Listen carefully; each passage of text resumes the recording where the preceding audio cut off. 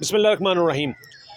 जो सदर आरिफ अलवी का गुज़िश्ता रोज़ का ट्वीट था, उसके बाद अब उनके बाद तकरीबन यूँ समझ लीजिए कि 26 से 28 घंटे बाद एक दूसरा ट्वीट आया है। ट्वीट नहीं बल्कि बाकायदा तौर पर ऐवान सदर का जो PR ऑफ़िस है वहाँ से एलामिया जारी हुआ है, जिसमें उन्होंने ये कहा कि सदर मुमलिकत ने वो जो गुज़िश्ता रोज़ बताया था कि उनकी हदायत के बरक्स उनके अमले ने काम किया, उस हवाले से उन्होंने सदर मुमलिकत ने बहुत बड़ा एक्शन लिया है और उन्होंने अपने जो सेक्रेटरी थे जिनका नाम था वक़ार, उनको तब्दील कर दिया है। उनकी खिदमत जो हैं वो इस्टेब्लिशमेंट डिवीज़न को वापस कर दी हैं। ये वो एक्शन है जो लिया है। यासिर हमारे साथ मौजूद हैं जो कि इस पूरे एपिसोड को उन्होंने फ्रॉम A to Z अभी तक जितनी डेवलपमेंट हुई है उन्होंने रिपोर्ट की हैं। यासिर, ये इतनी बड़ा मामला था कि जिससे भौंचाल आ गया था कि जी सदर के ऑफ़िस में हमने कभी हिस्ट्री में नहीं सुना कि किसी सदर ने या किसी आइनी अहदेदार ने ये शिकायत की हो कि जी मैं तो कुछ और कहा और मेरे अमले ने कुछ और करके रख दिया एक हसास मामले पे। तो उसके ऊपर हम तो ये समझ रहे थे कि जनाब सदर तो अब शायद वो जो है ना किसी को जेल भेज के ही छोड़ेंगे या कुछ करेंगे, कुछ इस तरह का मामला होगा। तो उन्होंने ये क्या एक्शन लिया है कि जी मेरे अपने सेक्रेटरी का तबादला कर दिया। आप अपने सवाल में ये भी कहें कि ख़ुद भी शायद मुस्ताफ़ी हो जाते इतना बड़ा ट्वीट करने के बाद। कोई रिएक्शन होता तो इसी नौयत का होता। उन्होंने इस किस्म की बेबसी का इजहार किया है कि जो एक 7 स्केल का क्लर्क एक बाबू भी नहीं करता, वो भी अपने मनसब की पासदारी रखने के लिए अपने सीनियर्स के पास जाकर डिस्कशन करता है। और आप तो मुल्क के सबसे बड़े ओहदे पर फाइज हैं और कई अरसे से फाइज हैं। अगर आप सियासत की नज़र से इस ओहदे को देख रहे थे या देख रहे हैं तो आपको अंदाज़ा हो जाना चाहिए था कि इस ट्वीट के बाद क्या क्या मसले बनने हैं। अल्लाह ताला को हाज़िर नाज़िर और गवाह बनाकर वो इस किस्म का ट्वीट कर रहे हैं और साथ में वो ये भी कोट कर रहे हैं कि इस बिल के अप्रूव होने से या मंजूर होने से जिन को मसाइल मुतासिर हो सकते हैं लोग, मैं उनसे माफ़ी मांगता हूँ। इसका मतलब उन्हें अंदाज़ा था कि जो ये काम हो गया है इसके नताइज कितने संगीन होंगे। देखें कामरान साहब, वो जानते हैं कि उन्होंने ट्वीट जो की है, मैं ये समझता हूँ कि उन्होंने उजलत में की है।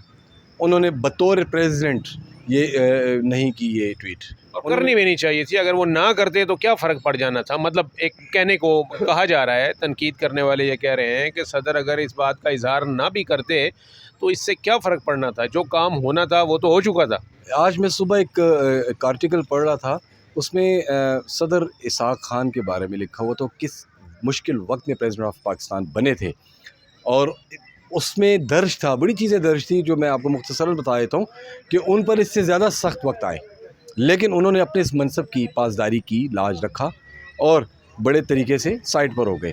प्रेसिडेंट ऑफ पाकिस्तान आरिफ अलवी, आप भी जानते हैं कि 8-9 सितंबर तक आपका टेन्योर पूरा होने वाला है और आप जाने वाले हैं, तो आपको चाहिए। और आप पंगा किससे ले रहे हैं?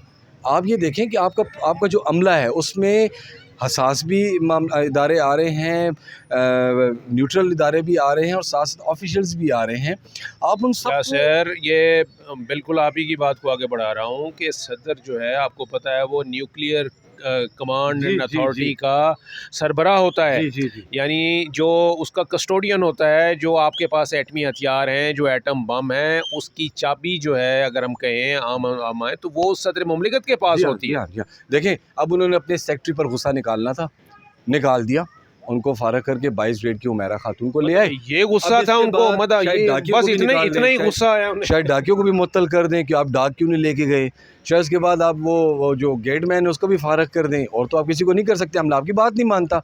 देखें जी, इन्होंने जिस किस्म का, ये मैं टिपिकल अल्फाज यूज़ नहीं करना चाह रहा, जिस किस्म का ट्वीट था, इससे हमारे मुल्क की दूसरे ममालिक के सामने एक जगहसाई का सबब बना है इस ट्वीट के बाद कि मुल्क का सबसे बड़ा जो ओहदा है, सरबराह है, सदर मुमलिकत, वो उसका अमला उसकी बात नहीं मान रहा। ये कैसे मुमकिन है? अब अमले ने बात नहीं मान ली, वकार अब सेक्रेटरी को एस्टेब्लिशमेंट डिवीजन रिपोर्ट करने की हिदायत कर रहे हैं, ये बात नहीं मानी गई।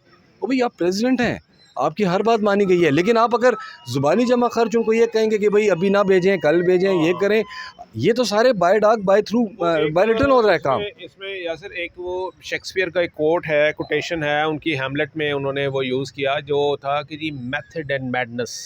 جی جی there must be it must be madness but there is method in it. یہ پاگل پن جو ہے اس کے پیچھے ایسا نہیں ہے کہ اس کے پیچھے کہانی کچھ اور ہے، یہ صرف پاگل پن میں نہیں اس کو ہوس کہہ سکتا ہوں. آپ کہانی کہہ رہے ہیں، میں ہوس کہہ رہا ہوں. یا دیکھیں جی، وہ جانتے ہیں chairman P T I jail میں ہے، وائس چیئرمین جیل میں ہے. 8 تاریخ کو ان کی نوکری ختم ہو رہی ہے. اب انہوں نے آگے بھی بڑھنا ہے، اور وہ یہ سمجھ رہے تھے کل تک کہ میرے ایکس وائی زیڈ بہت اچھے دوست ہیں اور وہ آگے بھی میری ہیلپ کریں گے. جو میں اپنا ذاتی تجزیہ آپ کو کر کے بتا رہا ہوں، یا صبح جو میں نے کچھ، تو ان کے ذہن میں جو کچھ چل رہا تھا وہ بھی اب مٹ چکا ہے، اور وہ ربڑ سے مٹ چکا ہے. کیا تھا ان کے ذہن میں؟ کہ میں چیئرمین کے عہدے پر میں آ جاؤں گا، پارٹی آکوپائی کر لیں میں گے، پارٹی کو سنبھالنے کے چکروں میں رہوں گا، میں پریزیڈنٹ بھی ہوں میرے پاس. تو ان کے ذہن میں دوسرا، انہوں نے دوسری طرف بھی کسی کو ناراض نہیں کرنا تھا اور اپنی پارٹی کو بھی ناراض نہیں کرنا تھا. وہ ان کے ذہن میں تھا کہ میں موٹر وے کی سیدھی لائن پہ جا رہا ہوں، لیکن وہ قیام و طعام بھول گئے، وہ اس کے علاوہ نئے نئے جو انٹرچینجز بنے ہیں وہ بھول گئے. اور وہ جو عرفان صدیقی نے کہا نا کہ جی وہ صدر کا یہ مقصد یہ تھا کہ سانپ بھی مر جائے اور لاٹھی بھی نہ ٹوٹے، تو شاید وہ اس مقصد میں کامیاب ہوئے ہیں، اور یہی کوشش کی انہوں نے. وہ میں کامیاب نہیں ہوں، وہ جی ڈوب گئے ہیں، وہ اس دلدل میں پھنس اور دھنس چکے ہیں جس کا اندازہ ان کو 9 سپٹمبر کے بعد ہونا شروع ہوگا. بالکل صحیح جی، بالکل صحیح. یاسر کی بات کو ہم نے ایک دوسرے پیرائی میں اس طریقے سے کہا تھا کہ صدر مملکت نے 5 سال کا ٹینیور ان کا یہ 8 یا 9 سپٹمبر کو مکمل ہو رہا ہے، اور اب یعنی 1 مہینے سے بھی کم وقت ہے، 5 سال انہوں نے گزار لیے. تو اب ایسا ہی لگتا ہے کہ جیسے کوئی روزہ رکھے اور عین عصر کے وقت جو ہے نا وہ روزہ توڑ دے. تو دیکھا جائے تو ایک بہت اچھا ایک ان کا ٹینیور جو ہے وہ چل رہا تھا. اب بالکل ایک آخر وقت میں آ کے انہوں نے ایک ایسی حرکت کر دی ہے نادانستہ یا دانستہ، جس میں کہ اس کا خمیازہ انہیں خود ہی بھگتنا پڑ رہا ہے.